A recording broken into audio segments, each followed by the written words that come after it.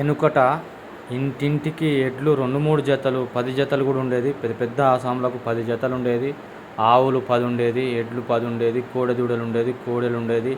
ఇట్లా అనేకం ఉండేది. ఒక ఎడ్లకే పెద్ద స్థలం ఉండేది రైతులకు.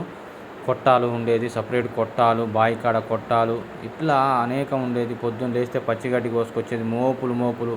ఇప్పుడు కనీసం ఎడ్లు చూద్దామంటే ఎడ్లు లేవు, అరక కట్టేటోళ్ళు లేడు. ట్రాక్టర్లు వచ్చిన కాంచి ట్రాక్టర్లతో అచ్చులు దుంతురు, దుక్కులు దుంతురు, పొలాలు దుంతురు, అన్ని దుంతురు. వెనకట ఒక జత ఎడ్లు కట్టుకొని ఒక ఎకరం మొత్తం తినేది ఒక రైతు మొత్తం.